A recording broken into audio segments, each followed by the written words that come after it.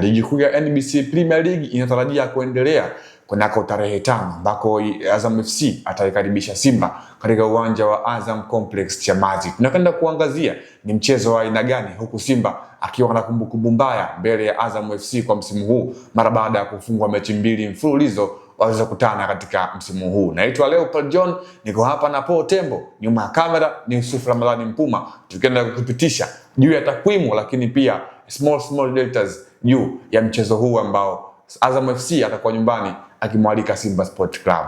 Paul Tembo, Azam dhidi ya Simba haijawahi kuwa mechi rahisi. Kumbukumbu mbovu kwa Simba msimu huu, mechi 2 akiwa ameshapoteza dhidi ya Azam. Ni mechi aina gani binafsi yako? Kwanza tutaenda kuanzia kwenye jina la mchezo husika, Mzizima Derby. Kitu kinachoitwa derby siku zote haujawahi kuwa mchezo mwepesi kwenye historia ya mpira, kwa sababu unaenda kuwakutanisha mahasibu wawili ambao kilevo ama kinumbers wanaweza wakawa wanafanana kwa namna moja ama nyingine, na ndio maana ikaitwa derby ya Mzizima. Kwa hiyo naweza kusema kwamba miongoni mwa mechi ngumu kwa Simba au kwa Azam ni mchezo wa Azam dhidi ya Simba, kwa sababu timu zote kwanza kwa siku za hivi karibuni wamewekeza kwa kiasi kikubwa. Ukiangalia Azam FC wana wachezaji ambao ni quality player, wana uwezo wa kuamua mchezo, wana uwezo wa kufanya kile kitu ambacho wengi hatutarajii, lakini pia ni miongoni mwa wachezaji ambao wanakupa kile ambacho unakihitaji, uwe mwalimu au mshabiki. Lakini pia kwa upande wa Simba iko hivyo. Kwa sasa hivi Simba ni miongoni mwa timu ambayo ina wachezaji wengi, ubora wake umejisherehesha sana ukianzia Tanzania lakini pia nje ya mipaka ya Tanzania. Kwa hiyo naweza kusema kwamba ni mchezo mgumu na ni mchezo ambao tutaenda kuangalia ubora wa wachezaji lakini pia ubora wa makocha kwenye kwenda kuamua mchezo kimbinu. Sawa, kama nilivyozungumza, Simba kumbukumbu mbovu msimu huu mbele ya Azam FC, mara 2 mtawalia akiwa amepoteza Zanzibar kwenye mashindano ya Mapinduzi lakini pia kwenye ligi kuu ya NBC Premier League. Simba mentality way ataingiaje kwenye huu mchezo? Cha kwanza Simba naweza nikasema ujio wa mwalimu Steven Becker na wabeba kwa kiasi kikubwa. Kwa siku za hivi karibuni Simba toka awepo mwalimu Steven Becker, lakini pia usajili waliofanya dirisha dogo, huu ndio unatupa ugumu kwenye kuelekea mchezo dhidi ya Azam FC, kwa sababu Simba kwa siku za hivi karibuni wamekuwa bora sana. Wana wachezaji ambao kuna muda wanakupa kila ambacho unakihitaji ndani ya uwanja. Uwepo wa Chama kwenye maeneo ya katikati mwa uwanja, amekuwa ni mchezaji ambaye anaipa utulivu Simba kwenye kwenda kupeleka pressure kwa mpinzani. Lakini pia kina Lebase Gwe pamoja na kina Anseti Oura ni miongoni mwa wachezaji ambao kama wataachwa kwa namna moja ama nyingine wanaweza kuleta madhara kwa muda fulani. Kwa hiyo mechi 2 zilizopita Azam walionekana kutawala mchezo, kwa sababu naweza nikasema Simba ya mechi 2 zilizopita dhidi ya Azam FC kuna namna ni kama ilikuwa haijajitosheleza kwenda kucheza na Azam. Yaani Azam walikuwa bora kuliko Simba. Lakini kwa sasa hivi tunaweza kusema kwamba Simba tayari wana ubora ambao unaweza kwenda kushindana na Azam. Kwa hiyo kwangu mimi naweza kusema kwamba ni miongoni mwa mchezo mgumu, kwa sababu zinakutana timu ambazo tayari tunawaona wachezaji quality wapo kwenye coast ya Simba, lakini pia Azam wapo. Sawa, Azam FC anamfunga Simba kwa mara 2 mfululizo. Ilikuwa sio Simba ambayo imeshafanya mabadiliko hasa ya wachezaji kwa dirisha dogo la usajili. Basegwe, Anseti Oura, Chama, Kratas, Msali Babage, Inolowemba, lakini safari hii wapo hawa kwa namba zao ambazo tayari wameshaziingiza kwenye klabu ya Simba. Unaona pengine wakaenda kuwa msaada mkubwa kwenye huu mchezo na kufuta uteja mbele ya Azam FC? Yote yanawezekana, lakini kushinda mchezo ni 2, kuwa na wachezaji bora ni jambo la kwanza, lakini kwenda kushinda mchezo ina maana ni jambo la pili. Kwanza linatengenezwa kwenye maeneo matatu, ina maana kwanza eneo la kocha kimbinu, lakini pia tutaenda kuangalia eneo la wachezaji.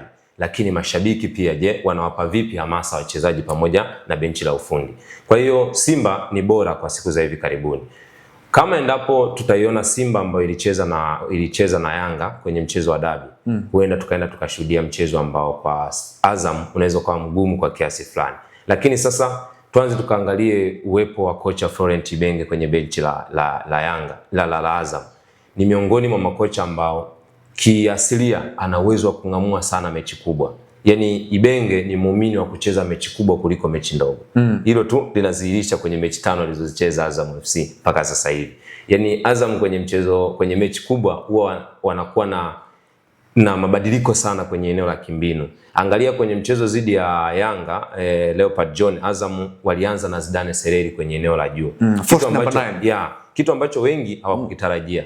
Unaamini kwa nini Florent Ibenge alianza na kijana Zidane Sereri? Kwa sababu ana kasi ya kufika kwenye maeneo ambayo Yanga huwa ndo wanaanzishia mpira kutengeneza mashambulizi, yani kwa Djigui Diarra, lakini pia kwa Ibrahim Abdullah Baka pamoja na Bakari Nondo Mwamnyeto, na wakaamini ya kwamba kama endapo tamfikia Ibrahim Baka pamoja na Bakari Nondo Mwamnyeto kwa wakati, basi tunaweza tukapata kile kitu kilicho bora. Kwa hiyo mwalimu Florent Ibenge kwenye mechi ngumu huwa anakuwa ni miongoni mwa makocha ambao huwa anafanya kazi kubwa sana. Kwa hiyo kwangu mimi kwenye huu mchezo naamini Simba na wachezaji wazuri, lakini wanatakiwa pia wakutane na kazi ya kung'amua mfumo wa Florent Ibenge. Sawa, swali la kuangalia kwenye klabu ya Simba ni Elia Mpanzu mwenye assist 5 mpaka hivi sasa kwenye ligi kuu, huku na Selemani Mwalimu akiwa na mabao yake 5. Pengine hawa wanaweza kuwa msaada mkubwa ukimtoa Elia Mpanzu ambaye sio regular starter kwenye kikosi cha Simba.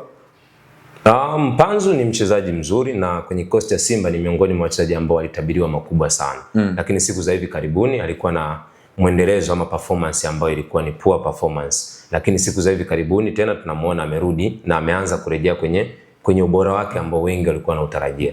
Kwa hiyo kwa Selemani Mwalimu kuwa na goli 5 sofa kwenye kikosi cha Simba sio jambo rahisi, lakini pia ni jambo jepesi kwa namna moja ama nyingine, kwa sababu ndio mchezaji ambaye kwa sasa anaonekana kupewa nafasi ya kuanza sana kwenye kikosi cha Simba, kwa sababu Simba ukiangalia ni miongoni mwa timu ambayo kwenye ligi yetu ya NBC Premier League ni miongoni mwa timu namba 2 kwa kuscore magoli kwenye ligi yetu ya NBC Premier League. Kwa hiyo hizi timu tatu, yani Simba, Azam pamoja na Yanga, ni miongoni mwa timu ambazo ukiwa kwenye eneo la ushambuliaji na ukapata nafasi ya kutumika kwa muda mrefu, basi goli 5 kufikisha ni jambo jepesi. Lakini tunaanza kumwangalia sasa Selemani Mwalimu ataisaidia vipi Simba kwenye mchezo dhidi ya Azam. Hilo ndio swali la kujiuliza. Sawa, atuangalie Azam kidogo, namba zao msimu huu ambazo wamezionyesha.